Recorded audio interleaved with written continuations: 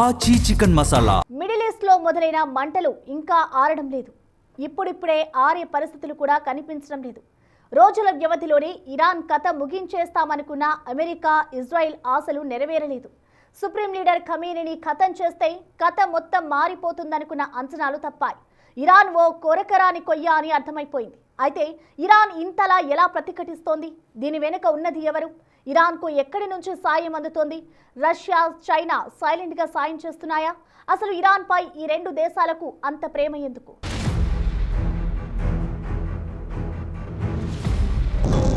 Iran పై America, Israel దాడులు మొదలై రోజులు గడుస్తున్నాయి. కానీ ఇరాన్ ఇంకా అమెరికా గుప్పిట్లోకి రాలేదు. అమెరికాను ప్రాధేయపడటం లేదు. యుద్ధం ఆపమని వేడుకోవటం లేదు. సై అంటే సై అంటోంది. దేనికైనా రెడీ అంటోంది. యుద్ధం మరో 6 రోజులు, 6 వారాలు కాదు, 6 నెలలైనా చేస్తామంటోంది. మరి ఇరాన్ కు ఇంత కాన్ఫిడెన్స్ ఎలా వచ్చింది? ఇరాన్ ధైర్యం ఏంటి అంటే సమాధానం రష్యా, చైనా. రీసెంట్ గా అమెరికా ఒక స్టేట్మెంట్ ఇచ్చింది.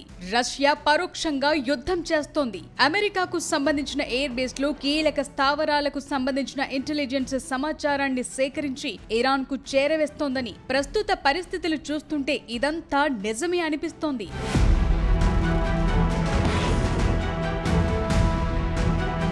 రీసెంట్ గా అమెరికా, ఇరాన్ వార్ పై పుతిన్ కూడా స్పందించారు. తాము ఈ యుద్ధంలో న్యూట్రల్ గా లేమని, అంతేకాదు ఈ యుద్ధాన్ని ప్రారంభించింది అమెరికా అని. ఇరాన్ కేవలం ప్రతిస్పందిస్తుంది, ఆత్మరక్షణ కోసమే దాడులు చేస్తుంది అని ప్రకటించారు. అంతేకాదు తమ ఫుల్ సపోర్ట్ ఇరాన్ కే ఉంటుందని చెప్పారు. తమకు ఇరాన్ ఒక నమ్మకమైన భాగస్వామ్య దేశమన్నారు. అంతేకాదు నూతన సుప్రీం లీడర్ గా ఎంపికైన ముజ్తబా ఖమేనీకి అభినందనలు తెలిపారు. సో ఈ చర్యలతో ఇరాన్ రష్యా సాయం అందుతుందని క్లియర్ కట్ గా అర్థమైపోయింది. అమెరికా చేస్తున్నవి ఆరోపణలు కావు, నిజాలేనని పుతిన్ చెప్పకనే చెప్తున్నారు.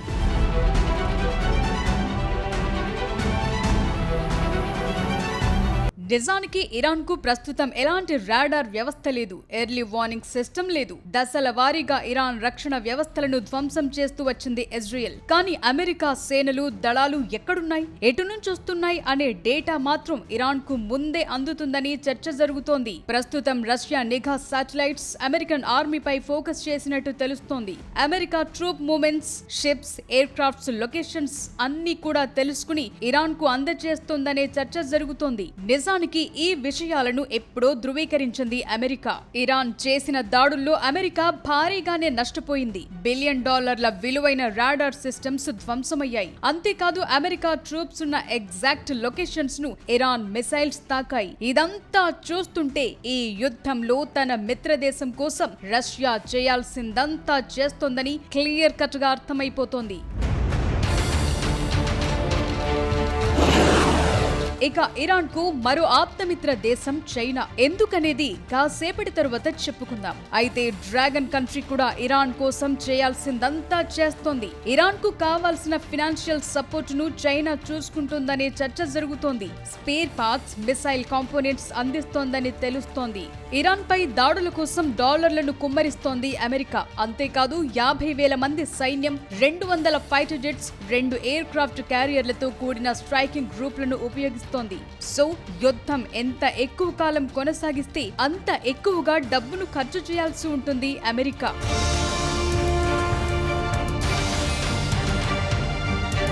నిజానికి చాలా ఏళ్లుగా మిసైల్, డ్రోన్ టెక్నాలజీని ఇరాన్ కు అందిస్తూ వచ్చింది రష్యా. ఇదే ఇరాన్ కు గేమ్ చేంజర్ గా మారింది. ఎందుకంటే తక్కువ ఖర్చుతో ఎక్కువ విధ్వంసం సృష్టించే టెక్నాలజీని రష్యా అందించింది. కానీ అమెరికా అలా కాదు. ప్రయోగించే ప్రతి మిసైల్ కూడా భారీ ఖర్చుతో తయారైంది. సో యుద్ధంలో పేలే ప్రతి బుల్లెట్ కు, దూసుకొచ్చే ప్రతి మిసైల్ కు ఇరాన్ తో పోలిస్తే 100% ఎక్కువగా ఖర్చు చేయాల్సి వస్తోంది. కానీ రష్యా, చైనా చాలా సేఫ్ గేమ్ ఆడుతున్నాయి. ప్రపంచం దృష్టిలో ఈ యుద్ధానికి దూరంగా ఉన్నట్టు సీన్ క్రియేట్ చేస్తున్నాయి. ఇప్పటి వరకు ఈ రెండు దేశాలు ఎక్కడా కూడా నేరుగా అమెరికాను కానీ, ఇజ్రాయెల్ ను కానీ విమర్శించలేదు, కార్నర్ చేసేలా మాట్లాడలేదు. కానీ సైలెంట్ గా తమ ఆప్తమిత్ర దేశం ఏం చేయాలో అవే చేస్తున్నాయి. మరో ఇంట్రెస్టింగ్ విషయం ఏంటంటే, ఓ వైపు ఇరాన్ చుట్టుపక్కల అమెరికా మోహరింపులు కొనసాగుతున్న సమయంలోనే ఓ రెండు విషయాలు జరిగాయి. ఒకటి, రష్యన్ నేవీ నేవీతో కలిసి ఇరానియన్ నేవీ యుద్ధ విన్యాసాలు చేయటం. 2. చైనా నేవీకి చెందిన 3 కీలకమైన యుద్ధ నౌకలు ఇరాన్కు సమీపంలోకి రావటం.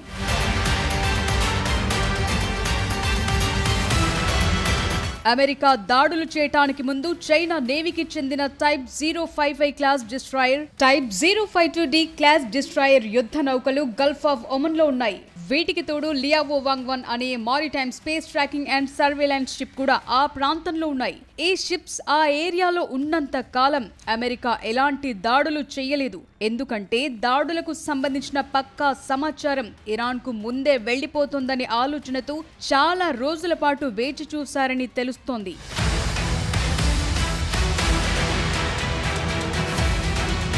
కానీ ఈ ఇంటెలిజెన్స్ గ్యాదరింగ్ షిప్స్ అన్ని కూడా యుఎస్ ఆర్మీకి సంబంధించిన కీలక సమాచారాన్ని సేకరించినట్టు తెలుస్తోంది. జోర్డాన్, ఖతార్, యుఏఈలోని యాంటీ బాలిస్టిక్ మిసైల్ డేటాను సేకరించాయని తెలుస్తోంది. ఈ 2 దేశాలు ఇచ్చిన సమాచారంతోనే ఈ దాడులు జరిగాయని తెలుస్తోంది.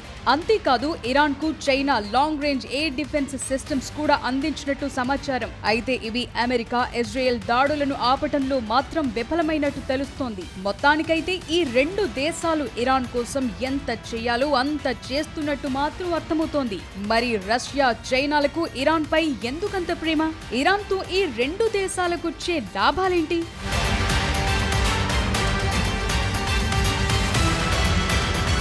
ఎవరు లెక్కలు వారివి, ఎవరి అంచనాలు వారివి. లాభం లేనిదే ఏ దేశం కూడా మరే దేశానికి సాయం చేయదు. నిజానికి మిడిల్ ఈస్ట్లో ఇరాన్ అనేది రష్యా, చైనాలకు చాలా కీలకం అనేది ఇప్పటికే అర్థమైపోయింది. అయితే ఎందుకు కీలకం?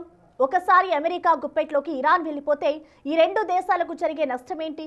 ఈ 2 దేశాలు అమెరికా పాచికలు పారనిస్తాయా?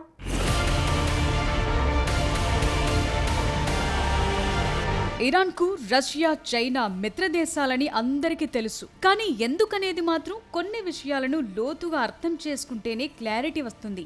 ముందుగా చైనా విషయానికొస్తే చైనాకు ఇరాన్తో వ్యూహాత్మక బంధం ఉంది. ఎందుకంటే ఇరాన్ నుంచి వచ్చే చమురు చైనా డెవలప్మెంట్ కు ఓ ఇంధనం లాంటిది. ఇరాన్, చైనా 2 కూడా అమెరికా డామినేషన్స్ ను వ్యతిరేకిస్తున్నాయి. ఇదే ఈ 2 దేశాలను దగ్గర చేసింది.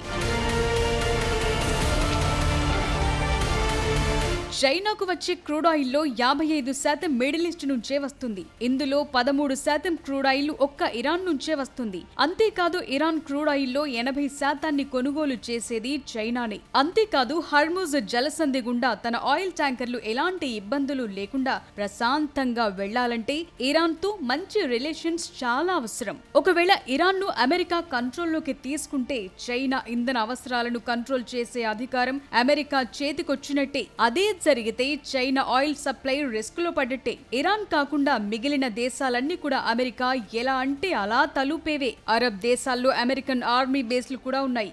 సో వాటికి కౌంటర్ గా ఉండాలన్నా, కంట్రోల్ చేయాలన్నా ఇరాన్ అనేది తమ నుండి చేజారకుండా ఉండాలనేది చైనా ఆలోచన.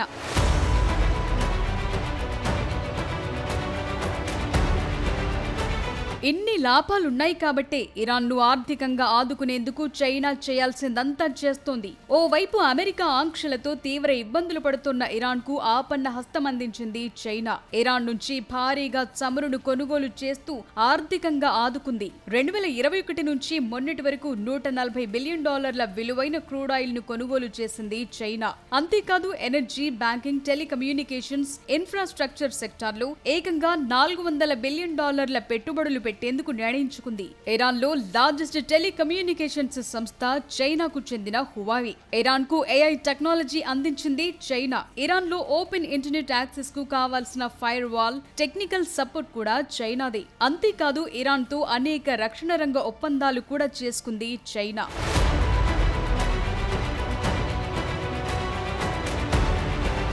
దీని వెనుక చైనా మరో వ్యూహం కూడా ఉంది. తైవాన్ ను చైనా పక్కలో బల్లెన్లా తయారు చేస్తోంది అమెరికా. సేమ్ అదే స్ట్రాటజీని ఇరాన్ విషయంలో ఇంప్లిమెంట్ చేస్తోంది. తైవాన్ విషయంలో అమెరికా ఫోకస్ చేయకుండా ఉండాలంటే అగ్రరాజ్యం మొత్తం ఫోకస్ మిడిల్ ఈస్ట్ పైనే ఉంచాలి. అంతేకాదు అమెరికా తన బడ్జెట్ ను ఇక్కడే ఖర్చు చేసేలా చేయాలి. ఇప్పుడు అదే జరుగుతోంది. ప్రస్తుతం డొనాల్డ్ ట్రంప్ ఆయిల్ దాహానికి ఇరాన్ బలవుతోన్న సమయంలోనే తాను చేయాల్సిందే చేస్తోంది చైనా.